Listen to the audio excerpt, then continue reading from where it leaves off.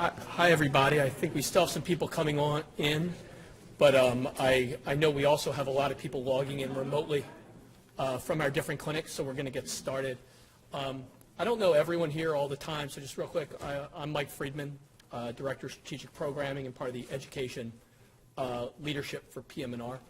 And Dr. Mayer, who usually does this, is I think at Bayview remote, so he can see and hear us. Don't say anything mean about him. So real quick, usually we start off with either a small platform, research platform, or a quality improvement project. Today, Julie Quinn from our pediatric group was going to do that. She had a family issue, and so we have to reschedule. We're going to do that in the future. So we're going to just start off with the main event. Dr. Carol Courtney is a PT, PhD, ATC, is a clinical professor and director of post-professional fellowship in orthopedic manual physical therapy at the University of Illinois at Chicago. She received her Bachelor of Science in Physical Therapy from Washington University in St. Louis and her Master of Science from the University of South Australia and Louisiana State, and a PhD from the University of Miami. Dr. Courtney is a licensed physical therapist and athletic trainer and has been recognized as a fellow of the American Academy of Orthopedic Manual Physical Therapists.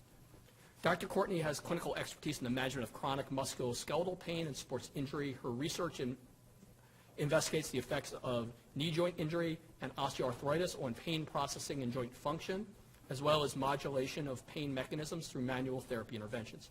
She has over 100 peer-reviewed publications, book chapters, and conference presentations, and has presented both nationally and internationally on her research. So please, if everyone could join me in welcoming Dr. Courtney. Thank you. Okay, thanks for that nice introduction. Everybody can hear me okay? Yeah? So as you said, I'm going to talk today about pain mechanisms associated with knee OA. And, I had mentioned to a couple people beforehand that really I started off looking at sports injury and wondering why motor control mechanisms changed after sport injury. And it's been a natural progression to see how an acute joint injury can lead to osteoarthritis. So I'll kind of take you on that journey today. So here's the objectives. You have those, and I have no disclosures. So we know that chronic pain's an epidemic in today's world, and it's been estimated that the prevalence of chronic pain in U.S. adults is at somewhere between 30 and 43%. And if you do the math on that, that's a significant number of people. Studies in the UK have suggested similar statistics. And the consequences of this are really staggering if you think about it. And they include disability, reduced quality of life, increased risk of hospitalization, institutionalization, and then mortality. And there's another epidemic in the U.S., and we know about that as well, and that's opioid-related abuse and addiction. And I will just briefly mention this. This is a study by DART in the New England Journal of Medicine in 2015. And very simply, it's just showing how the number of opioid prescriptions dispensed increased over a 10-year period. And so now the modern view is we're starting to think about what are some non-pharmacological ways to address chronic pain. But before we talk about that, I'll just briefly mention some of the contributing factors and risk factors to chronic pain. And again, this is just a sample of some of those. And I'll talk about social, physiological, and psychological factors. In terms of social factors, we know that tenuous housing status, tenuous employment status can be a contributor.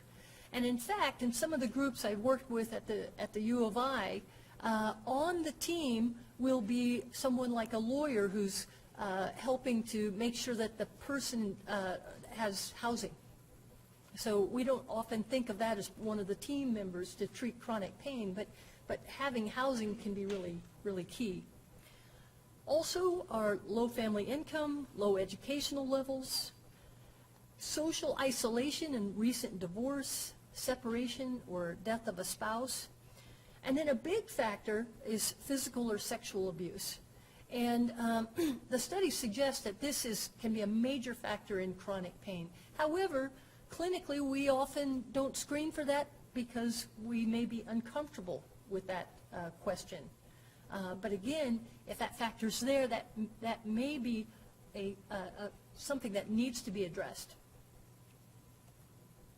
Physiological contributing factors and risk factors may include poor sleep quality, and I'll talk more about this later in the talk, menopause, and then number of comorbidities is a huge factor. And then psychological factors, I'll just briefly address this. Persons with chronic pain experience a range of psychological impairments that include anxiety, depression, anger, hostility, impaired self-esteem, and then impaired general emotional functioning. And in the study by Burke in 2015, he suggested that depression and chronic pain may co-occur in up to 80% of individuals with these disorders. Now, he's not suggesting that one causes the other, but the fact that they could go both directions. You could be depressed and that can contribute to chronic pain, or you can have chronic pain and that can contribute to depression. So in my program, I'm a big advocate of use of pain diagrams. We know that location of pain can be a powerful driver of hypothesis generation. And so when you see a client and they've got medial knee pain, it's very easy to hypothesize of what could be the cause of that pain. But I always like to say a lot of our patients don't look like this, right? More often they look like this. And they don't just have knee pain, but they've got back pain, and they've got headaches, they've got weird sensations, tingling sensations. And this can lead to a couple issues. One, it can be very confusing, especially to your novice clinician. And it can lead to, one, a very non-specific diagnosis, like low back pain, which really, if you think about it, that's not a diagnosis at all. The other thing is it can lead to compartmentalizing the patient, meaning like they're starting to hear a lot of information coming in. They say, I'm not going to hear about that today. Today I'm going to look at your knee. And that's an error, because really with chronic pain, we have to have a holistic view of what's going on with that patient before we dive into what we're going to try to intervene with. I would suggest you do that. This is a pattern, and that pattern is chronic pain. And there can be several factors that kind of start to raise our antennas that chronic pain is the issue. And we'll talk about those today. Just briefly, the emphasis in physical therapy, and to be honest, all of medicine, is now to take a pain mechanisms approach to patient management. And so this incorporates and it builds in the biopsychosocial. It includes both the pathobiology, psychosocial factors, and then especially in rehab, that movement system impairments. It can include both the source of pain and contributing factors. And then the whole idea is when you identify those factors that you then choose treatments that address that specific factor. And we'll talk about that. So this is just what I had said, use specific interventions to address the specific mechanism. So here's my simple example of that. Your patient comes in and they've had a whiplash disorder and they have high, severe pain, they're not sleeping at night. Well, one of the key things you might want to do is really work on getting them sleeping through the night. We know that sleep disorders can impair your ability to inhibit pain. And so they're really ramped up, but if you can try to get them sleeping, maybe that can be one mechanism that you can try to address. So I'm going to just, now a lot of this may be review for some of you, but I'm going to briefly kind of go through pain mechanisms kind of from a musculoskeletal point of view. And then from that, kind of address some of the clinical factors we see that kind of are indicators of chronic pain. So, what is sensitization? Is actually neuroplasticity. And I always say this because really it wasn't that long ago that we really had a hardwired sort of thinking toward nociception, meaning that you apply a stimulus, like the little naked boy puts his foot in the fire, he feels pain, he takes the foot out of the fire, and he doesn't feel pain.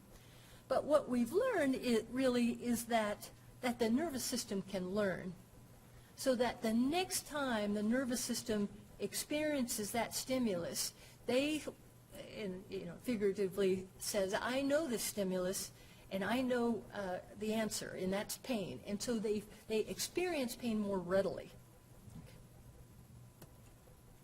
So let's just talk about a typical joint injury, and I'll use a simple example of the lateral ankle sprain. And so say you tear your anterior talofibular ligament. So what happens? Well, you get a release of inflammatory mediators, and what those that inflammatory soup does is that sensitizes the nociceptors that are innervating that damaged tissue. And so that's considered peripheral sensitization. And what can occur then, what we find clinically, is primary hyperalgesia. And really, that's just simply defined as an increased nociceptive response. And so this peripheral sensitization is defined as a stimulus-evoked plasticity of the nociceptor.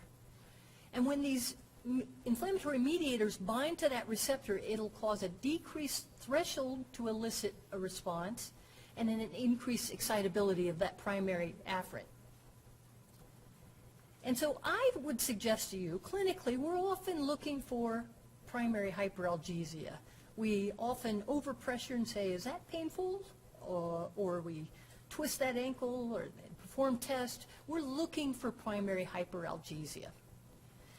The key thing with primary hyperalgesia is, one, it is restricted to the site of injury. Now, this is important because if there's primary hyperalgesia, there's secondary hyperalgesia.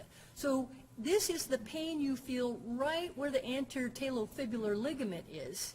So that painful response is primary hyperalgesia. The other thing is that it requires ongoing stimulus for maintenance. So once the ligament heals, primary hyperalgesia goes away. But let's just say you don't get off that ankle, or you send the athlete out and you say, oh, let's just keep playing, and they sprain their ankle again and again, or maybe they're just playing on an injured ankle. What can happen then is you've got this continued input to the spinal cord, and so you can get central sensitization. And again, like I said, this can occur with repetitive input, or maybe even just one intense noxious event. And again, this can happen at secondary and tertiary levels, but it is characterized by an increased excitability of those pathways, and we're going to talk about what evidence we have for that. And then the other side of the coin is a descending or a decrease in descending inhibition, and we'll talk about both of these. So how do we identify that patient with centrally mediated pain? I'll just talk a couple slides about some of our work, our laboratory work, that we've done that have looked at central sensitization from that point of view. As you know, in animal model research, it's very common to look at the withdrawal reflex as an outcome for some of those pain measures. So with the rat or mouse, they're using a monofilament to see, what threshold it takes to elicit that withdrawal reflex. Well, we can do this also in humans. And what we do is we apply a painful stimulus, a very painful stimulus, delivered to the skin through a very small electrode, typically in the arch of the foot or maybe at the sural nerve. And then what we look at is the threshold to elicit the flexor withdrawal reflex. And just a reminder, the flexor withdrawal reflex is an increased excitability of the flexor reflex and an inhibition of the extensors. And I'll talk a little bit more about why my interest in that was, just briefly, because when we think of ACL injury or when we think of knee OA, they often have quadricep inhibition. So that was one of our early reasons for looking at this reflex. And at this time, to be honest, not very many people had thought to look at this reflex in people outside the neurological populations or in musculoskeletal populations. And what we found was that that in people with moderate to severe knee OA, they had a decreased threshold to elicit that reflex. And the interesting thing that we also found was often these people, yes, they had severe pain, but they would be sitting and we'd say, "What's your resting pain?" And they said it was 0. But that didn't matter. They still had this heightened reflex. And so resting pain is clearly not the best measure to capture what was going on with this patient population. And I just put this slide up here to mention that there's been other studies that have also looked at the flexor withdrawal reflex as a laboratory measure of central sensitization. Because a decrease in that threshold to elicit the response is an indication of excitability of those nociceptive pathways. You'll see that we also, I had done quite a bit of research in ACL rupture, and after performing the knee OA research, it got me thinking that maybe I needed to go back to the ACL population, because again, I was very interested in why these patients had so much problems with giving way, quadricep inhibition. So we went back to subjects with ACL deficiency, and we also found that in this population that nociceptive reflex was hyperexcitable on the injured limb. To be honest, it was hyperexcitable bilaterally, but more significantly on the injured limb. So we did something interesting in this group, in the same study. We then put them in a semi-recumbent position, and what we did is we applied a passive, pain-free tibial translation to the joint. You know the ACL prevents anterior translation of the tibia on the femur. So what we did is we used this KT1000 and applied that, and we were monitoring hamstrings in real time just to make sure there was no active hamstring activation. And what we found was applying a passive, pain-free stretch ramped up the response 2- and 3-fold. So the take-home point on that was maybe walking around on a loose joint may be maintaining this central sensitization, even though none of them complained of pain. And so that's kind of our take-home on that, because you may wonder, they had the injury, why would that be sustained? And that may be an answer to that. Okay, so again, that was my brief mention of some laboratory measures. I want to talk a little bit more about some of the clinical features of chronic pain. And some of these include heightened intensity of pain. Now that's probably not surprising to this group, because if you think about some of your prognosticators, for example, after whiplash, an indicator of poor prognosis can be if they just come in with heightened levels of pain. And so that fits, that's a part of that central sensitization pattern. Spreading of pain is also an indicator of central sensitization, and we'll talk a bit about secondary hyperalgesia. The pain ramps up easily. We'll also talk about temporal summation, the impaired ability to inhibit pain, latent pain, and then just briefly on hypoesthesia associated with pain. So again, with secondary hyperalgesia, you can have a spread of symptoms. I define it as a regional spread of symptoms because I feel like some people with back pain can have spread into the limb, or with knee OA, their limb may be kind of sensitized, but their upper extremities are fine. So I call that a regional central sensitization. But then you can also have widespread central sensitization. And if you think about your typical fibromyalgia patient, that's kind of the classic example of widespread central sensitization. And one of the tools that we've started to use to look at this is pressure pain thresholds.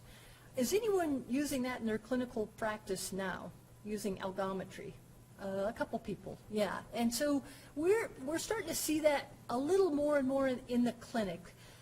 All an algometer is a force transducer. So we've often palpated your patient and said, is that painful, is that painful? All this does is give a number to what you've been doing already. And so the classic way to measure that is threshold or how much they can tolerate. I've never used pain tolerance, FYI. But I've only simply used thresholds. So tell me the moment this turns from pressure to pain. So we'll talk a little bit more about that. The other measure, though, is allodynia.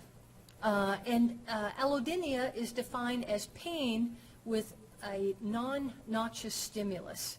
This is typically measured cutaneously and in a dynamic fashion. You see them using the little brush there.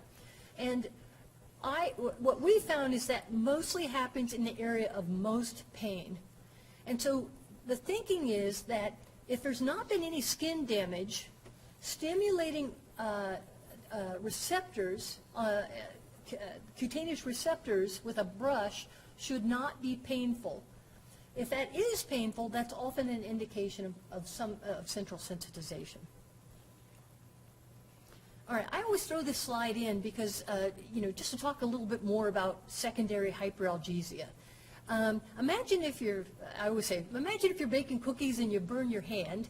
So the area in the red is where you've burned your hand. But if you've ever noticed that around the burn, that tissue is also very sensitive. Now why? That tissue did not get burned. Well, that is an area of secondary hyperalgesia. So one more example, and then I'll talk about what is this mechanism. So here's a study by Bajaj. This is Aaron Nielsen's group in Denmark.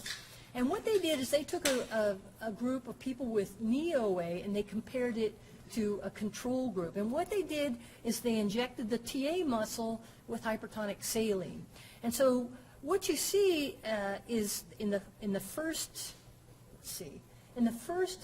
legs, that's right off the bat, immediately after the injection, and you can see that they have bilateral symptoms, but look at the group with knee OA. They have a wider spread of symptoms. Now at 2 minutes, that spread of symptoms is starting to decrease quite quickly in the healthy controls. Not so much in the knee OA. Their symptoms last longer. And then at 5 minutes and at 10 minutes, you can see how that plays out. Now, there's a couple things here. And I think for the clinicians in the crowd, here's the key. They induced pain at the TA muscle. There's nothing wrong with the TA muscle in these people with knee OA.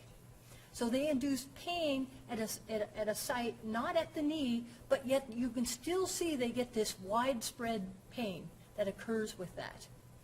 And so the key point is, I think that sometimes it can be very confusing to the clinician when they're doing a treatment outside of the joint of interest, and they still get winding up of symptoms. We need to really think about this secondary hyperalgesia and how that feeds into the system.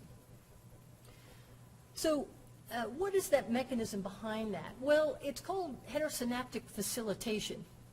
And so if you look, I don't really have a pointer here. Sorry about that if I've been smart. Now, if you look at the top square, see you've got your ligamentous injury. How about if I just point? Will that, can I do that? All right. So you've had your ligamentous injury, and those fibers, nociceptive fibers, are sensitized. They feed into the spinal cord, and those fibers that it connects with will also be sensitized. That's homosynaptic facilitation. However, adjacent to the injury are other fibers. They can be non-nociceptive or nociceptive, and their input to the spinal cord is also amplified or facilitated. And so they call that heterosynaptic facilitation. And so that's why you can get this spread of symptoms outside the area of injury. And Eric Nielsen will often say, with chronic pain needs to be treated, because if not, that spread will continue to spread. That distribution will continue to spread. And then, so these are mechanisms not just behind secondary hyperalgesia, but also behind allodynia. And so just to give a clinical example, how might I use pressure pain threshold? Well, back to the knee injury, we might use our pressure algometer and get a pressure pain threshold at the knee joint line.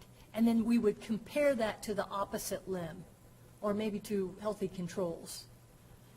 If they have a spread of symptoms, we might also look at pressure pain threshold within the area of secondary hyperalgesia and compare it to the opposite limb. And then they often look at a site distal to, in the opposite extremities. And so it can be at the hand. And so the thinking there is they're looking for widespread hyperalgesia. And so, and that would be just the opposite if you had someone with whiplash. You might get the TA muscle just to see, is there widespread changes occurring here. Okay, a little change of gears, and again I said just a couple slides on this because this is of interest to us and an area of research that we may expand upon. The thinking is that with chronic pain, you can also sometimes get hypoesthesia in the area of most pain. And they kind of talk about it like a reverse pain gate. So, your gate control theory, the whole idea is you have pain and you kind of rub the area of pain and that gates the pain. Well, sorry, I'm blanking on his name. Hello, he's at Northwestern. But he suggested that this is almost like a touch gate. His name will come to me. And the thinking is that the pain is gating non-nociceptive input that's coming in, so that these patients may feel less non-noxious input from the area of most pain. And we've looked at this cutaneously with mechanical detection threshold using monofilaments and also vibration detection threshold. And so you may think, well, does that really matter? Well, one thing you'll notice with people with both acute joint injuries and people with knee OA is that they often feel unstable. Now, that could be a mechanical instability that they're feeling, but it could be that they're getting almost this, like I say, this touch gate, and they're feeling the sense or perceived instability. And so in this study by a former student of mine, Alicia Kovcek, she looked at QST measures and instability in persons with moderate to severe knee OA while doing a step task. And our findings were that there was hypoesthesia both to light touch and vibration at the knee. But the interesting thing was that this was correlated, there was a correlation between this perceived instability with the step task and vibratory sense while negotiating a step. So we think that there's definitely more work that can be done here, and there definitely have been other larger scale studies with that. Yeah, question? Yeah, I'd like to ask a question. So I do a lot of EMGs. Yeah. And so sometimes I'll get referrals for patients that say they've done this in their hands, but they have a lot of pain in their shoulder, for example. Yeah. And then I do the electric diagnostic study, it's normal. Yeah. But they still have this numbness, or is that sort of? Well, we don't know, to be honest, but it could be, and because we see a lot of those patients too, and then we will, our big push is neuro exam, and maybe even the neuro exam is negative. There's no myotomal changes, no reflex changes, and no sensory loss, but they still say they're feeling, the sensory changes or dysesthesia sometimes, and so we can treat at the neck, and that can dissipate. And so, again, thinking mechanistically, if you think that this chronic neck pain is starting to cause this referral, then that kind of fits with that. So, thanks for that question.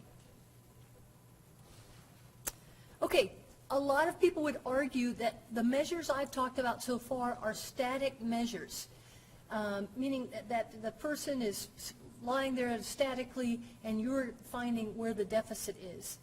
Some people would argue that we need to provoke the system and see how it responds. And so these are called dynamic measures of central sensitization. And the two we'll talk about are condition pain modulation and then temporal summation.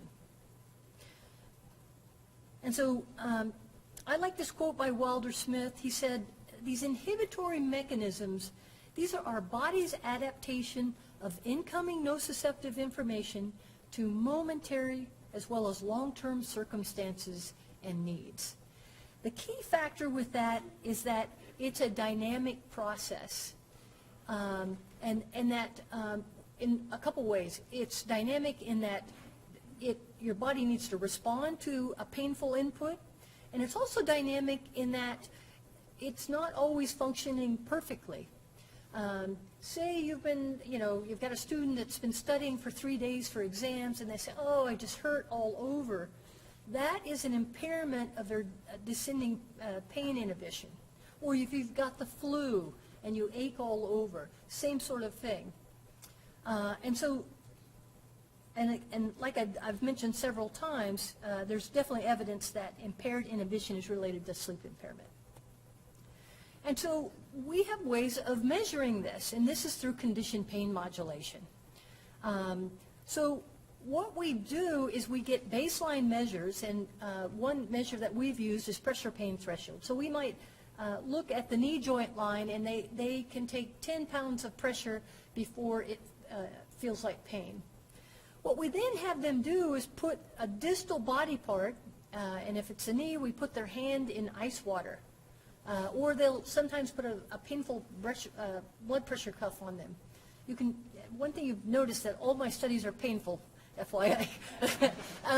So they put their hand in ice water, and then what will happen after they take their hand out of ice water is that when you apply the pressure pain threshold, they can now take 15 pounds of pressure. That's a normal response. That's your body responding to that painful input and inhibiting it. And so that's a good thing. That's a healthy response.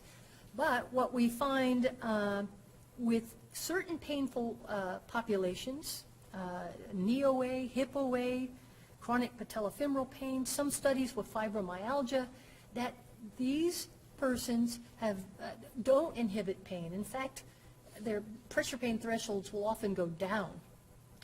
And so they have a problem with pain inhibition. So that's the other side of the coin I was talking about of central sensitization. I throw this in because my latest craze is exercise-induced analgesia, and probably my next direction with studies. But here's the study by Noggle. They suggested that in the clinic we could do a 3-minute submaximal isometric hand grip exercise, and you simply look at pressure pain threshold pre and post, and that would be a very easy indicator clinically if people have impaired pain inhibition. So the other measure I mentioned was temporal summation. And so basically what they're doing, this is a kind of a clinical correlate of the wind-up phenomenon. And so they are applying a stimulus in typically applied at 1 hertz, 1 every second, and they simply get an indication of how pain ramps up. And so they asked the patient every 5 seconds, tell me your level of pain. And really, you can see that the slope of that change is an indication that central sensitization might be present. I've not done these type of studies, but you will see these in the literature. So this is another way of looking, a dynamic measure of central sensitization. I always argue, because we as physical therapists, we do manual therapy, and when it's performed wrong, manual therapy can be a form of temporal summation, meaning we can ramp people up by some of the treatments that we do, as well as sometimes as down modulate. So we have to really be thinking about the person in front of us and what the status is of their nociceptive system before we make that choice in treatment. A few slides about, now I'm going to talk about physical therapy management, but before I talk about that, I just want to bring up this study by Rice et al. In 2015, because a very common medical treatment for knee-OA is joint aspiration and corticosteroid injections. So I thought this was an interesting study. They looked at the flexor withdrawal reflex excitability before and after treatment. And so what you can see here on this graph is that the baseline response, and then how that there was a significant increase in that threshold after aspiration, okay? But then they inject with corticosteroid, and you can see at day 5 and day 15, that reflex response kept going up, meaning it's a sign of diminished central sensitization. However, perhaps even more interesting was the fact you can see that joint torques also went up correspondingly. And so, again, this kind of feeds into the thinking that with that excitability of that nociceptive reflex, that may be feeding into quadricep inhibition in this patient population. Another study is just simply, there's been a couple papers that said, hey, total joint replacement can also be effective in normalizing conditioned pain modulation. And so, again, this is a part of that approach to really taking a pain mechanisms approach to musculoskeletal care. And the point is like, when is the right time? If you're going to get a joint replacement, what's the best time to do that? And I still think that's kind of up in the air, and there's still questions on that. So what about manual therapy? That's kind of the bread and butter of any orthopedic physical therapist. We know that there's been beneficial effects of manual therapy, especially when it's been applied with exercise. And then a recent RCT by Abbott demonstrated an independent contribution of manual therapy for knee-OA and treatment. So yes, manual therapy is quite valuable in our persons with knee-OA.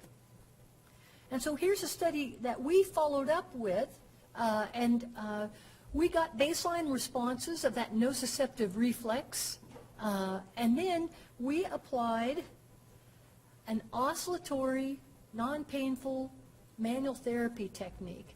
Now, we based this a lot on some of Kathleen Sluka's work out of Iowa, and what she had done is look at the reflex after inducing an injury in a rat model.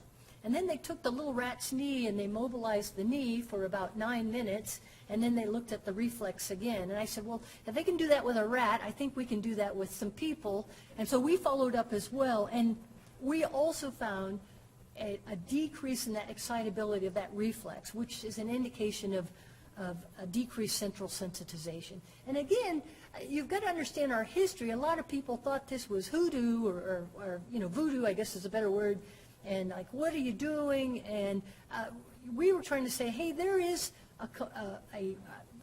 probably a central component, a hypoalgesic effect to this.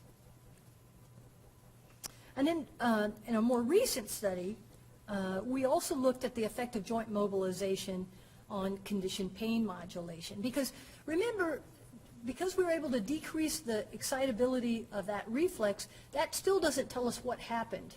And so what we found, and I won't kind of go into too much of the details with this, but what we found was that in these people, in this select group of people with NEOA that had impaired condition pain modulation, we were able to apply manual therapy, and that condition pain modulation improved so that they had better descending inhibition. So this is likely the mechanism of how they were able to decrease excitability of that reflex. So, and then what about exercise? Well, we are probably all aware of the physical activity guidelines for cardiovascular health. I'm not going to go through these, but that's important for all our patients. But I think that physical therapists have had this idea that they were exercising for the following reasons: to get stronger, to improve endurance, motor control, function, power. However, but what about for pain? They think that you got stronger and that's why your pain went down, but maybe that's not the case. So let's talk a little bit about that. Well, you know, the problem in society is this sedentary lifestyle. And so what happens with that? Well, adipose tissue causes an increase in TNF-alpha, increased C-reactive protein, and that promotes kind of this low-grade systemic inflammation.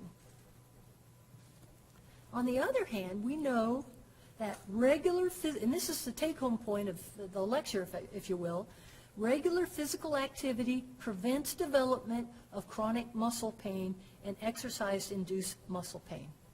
So if everybody is exercising, then chronic pain will not be a problem for us anymore. So it's the easy and also the very difficult answer to our problem, if you will. Yeah? Answering, is there a difference between subcutaneous fat and visceral fat when it comes to inflammatory side effects? Oh, I'm not sure on visceral fat, because what I was reading on is subcutaneous fat. But my guess is no. But I'd have to check on that. There's no difference? Yeah, that there's not a difference. But I'm not sure on that. I'd have to check on that. What I was reading on was definitely subcutaneous fat. I had thought, I heard or read that there were more inflammatory side effects From the visceral fat. from the visceral. Yeah, it definitely could be. It definitely could be, yeah.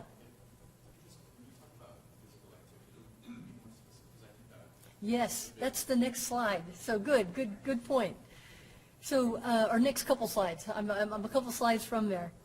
So, how does it prevent the chronic pain? Well, it reduces, this is all, you know, we talked about central sensitization. Exercise reduces phosphorylation of that NR1 subunit of the NMDA receptor in the central nervous system. And so the key point is, if you're exercising a lot and you have an acute injury, that will not have any effect. You're going to experience acute pain. But what it will prevent is that development of central sensitization. And so really, physical inactivity is the risk factor for development of chronic pain. So, what happens with exercise? Well, muscle produces IL-6, inhibits this fat-induced TNF-alpha production, stimulates production of IL-1RA and IL-10. IL-10 is critical for exercise-induced analgesia. With exercise, there's both peripheral and central effects. You know, just muscle, I mean, some of these are obvious. Muscle contraction disperses inflammation, it restores normal joint movement, removes the mechanical drivers of pain, and again, it increases that expression of endogenous analgesic substances in exercising muscle. Oops. And then central effects, we know that beta endorphin release activates your descending inhibitory pathways. There's a positive effect on mood, reduction of stress and depression.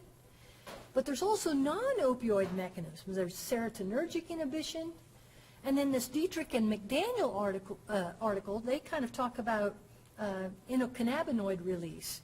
They suggest that the runner's high is more like marijuana rather than opioids. I don't know on that, so I'm just saying that's their suggestion on that. Okay, so what kind of exercise are we talking about? There's not been a lot of studies on resistance exercise, I'm just saying. But what there has been more on is aerobic exercise and isometric. So those are the two we'll talk about briefly. So in this study by Hoffman, they looked at the difference between 10 minutes at 75% VO2 max, 30 minutes at 50% VO2 max, and 30 minutes at 75% VO2 max. And that's where they found the best effect. So they're recommending that you got to exercise at least 10 minutes at greater than 50% VO2 max. And so, again, that's a recommendation on that. And again, I think a lot more work can be done here. On the other exercise I want to mention is isometrics. Now, I mention this because physical therapists use isometrics all the time, and then they wonder why it's helping. Well, one of those reasons might be because it improves pain relief. So Holger Beemit's up at Marquette, and she did the study. She looked at isometric contraction at 25% maximum voluntary contraction for 2 minutes, 25% MVC held to task failure, and then 80% MVC held to task failure. And the best was low-level contraction held for long duration. And so that can be the treatment in itself, just doing mild isometric contraction held for long duration. I just have 2 slides on this because, I think neuropathic pain is very difficult to treat.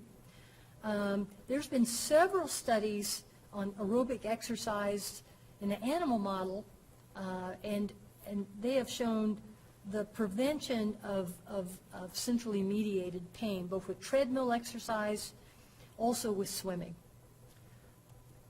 And I'll just mention this study, and this was in a group of persons with painful diabetic neuropathy. They didn't just have diabetic neuropathy, but it was already at a painful point. They took 14 sedentary individuals, 16-week aerobic exercise program. At the end, less pain interference, but pain intensity unchanged. So their point being is we need to catch these people before it becomes the painful neuropathies, because that's when it gets difficult to treat. So in conclusion, I think that, and at least in rehabilitation, we have a lot of modalities that we thought were working for one reason, but maybe they're working for reasons that we hadn't considered before. And so I think that there's a lot of research to be done to look at the best practice for persons with chronic pain.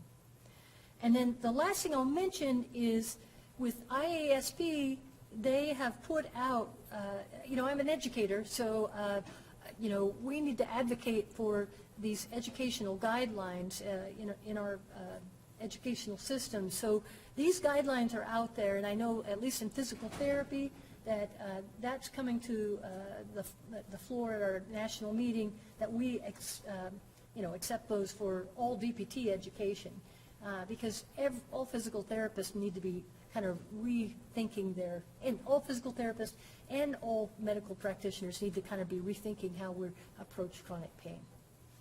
Thank you very much.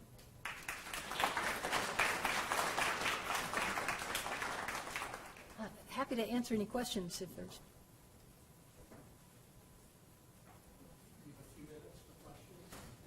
Yeah. This is less likely to occur in the laboratory, but certainly more likely to occur in clinical care. There are many factors besides what's going on physiologically that result in pain reports, such as can't pay the gas bill, Yes. dog got run over. I do think oftentimes when we ask people how much does your knee hurt, they tell us about their suffering. in general. I agree. And I don't think they always differentiate the divorce from the knee. I totally agree. And I only alluded to that early in my talk that, some of our pain measures are probably not getting to the issue. And so we need to really up our game on how we're measuring what's going on with the individual in front of us. And I do think you were saying that really the focus maybe should be on function rather than this more subjective report of pain. Because when we're treating function, then we're in a very measurable environment that we have a lot of tools for and we have a lot of things to think productively about. Yes, so definitely function is a part of that, but there's also, with this trying to look at the pain mechanism. And I mentioned today from a physical therapist point of view, but you'll see the neurologist using various medications to just get at the mechanism of what's going on versus, using lidocaine patches versus, because they say, oh, this is what's going on, we can address it directly in this way. And so the more I read on that, I'm seeing more and more on that. But you're absolutely right, that function, overall function, and that is important. And then I mentioned pain interference is really huge, because sometimes I've had patients in front of me that I thought to myself, I'm in more pain than you are right now. And have you ever felt that? Anyway, but my pain doesn't interfere with my life. It's like, yeah, I got some neck pain, I had an old whiplash injury, but, it absolutely doesn't interfere with my life. How much it's interfering with their life may be a whole different story. So, yes. So, before the talk, I was mentioning to you, 81-year-old medial compartment of the right knee. Now, the other compartments of the other knee are the same age, but I think of pain when I'm doing something, if not good, at least useful, because it tells me you need to load that knee a little differently, maybe a little more outgoing, pronate the foot a bit and load that lateral compartment or a three-point brace or something. If I understand you, doing exercise to decrease the pain isn't going to interfere with that useful signal. No, I don't think it does. You're absolutely right that pain's a normal response, and even peripheral sensitization or central sensitization is a normal response to tell us to get off that limb. However, I think sometimes with a sedentary lifestyle that we start walking and we say, oh, my medial knee, they hurt, I better stop walking. But if I just keep walking for a week, then all that's gone. And so what's the cause of that? I think it'd be really hard for me to stand up here and say why that happens, but there is a pathway there. And is inflammation the driver of that pain response? And does exercise help diminish that? That's sort of my thinking on that. Does that make sense? Yeah, it would never occur to me to stop walking. Yeah. Just walk differently or Yeah. keep reducing your own body weight or figure out ways to have that back to life. Yeah, and it doesn't to you, but to a lot of our patients, they say, oh, it hurts, I shouldn't do it.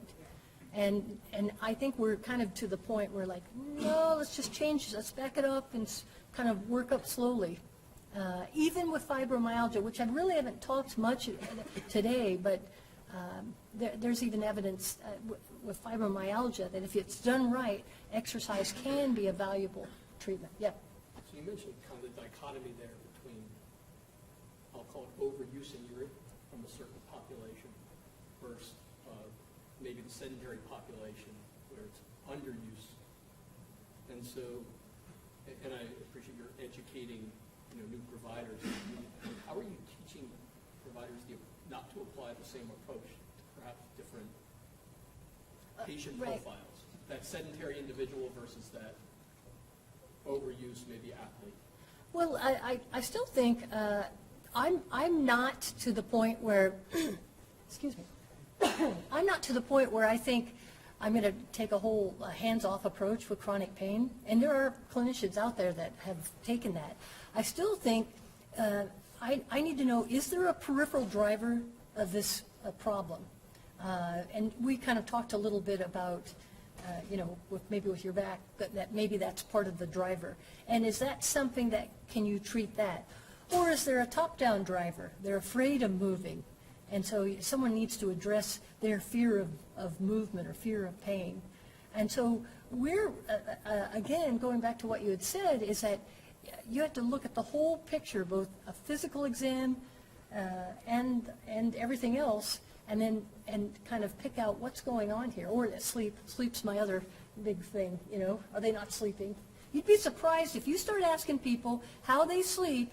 It is amazing. Like, oh no, I only sleep 4 hours, and I've got the TV on all night, and I'm just like, I was like, there's the problem. So, any other questions? Body weight too. Oh yeah, yeah. The BMIs in my patient population are in the high 60s. And so they can't use the usual gait mechanisms that they're walking as though on posts because their knee would give away to the uterine. Yeah, that's right. Strength if they walk normally. Yes, it's multifaceted, and so exercise is the answer. But again, like I said, this hasn't even been my area of research. But the more I'm reading on this, I really think that's kind of a future, a future area that I'd like to be involved with. So, yeah. And I'll just mention, I'm working with a colleague, the inflammatory processes affect a whole bunch of things. I mean, it contributes to some types of dementia, Yeah. it contributes to a lot of other processes. That whole inflammatory balance is such a fine line and easily moved in the wrong direction. Yeah, and again, not my area of research, but I know that there are those people that are there's the people that really overdo it, and then there's moderate exercise, and I probably shouldn't even talk about this because, like I said, I'm not my area, but there's some evidence that they kind of have many more problems when they're overdoing that. So. Thank you very much. And I know Dr. Courtney will be here for a little with us, so if there are other individual questions, feel free to pop one up. Thank you.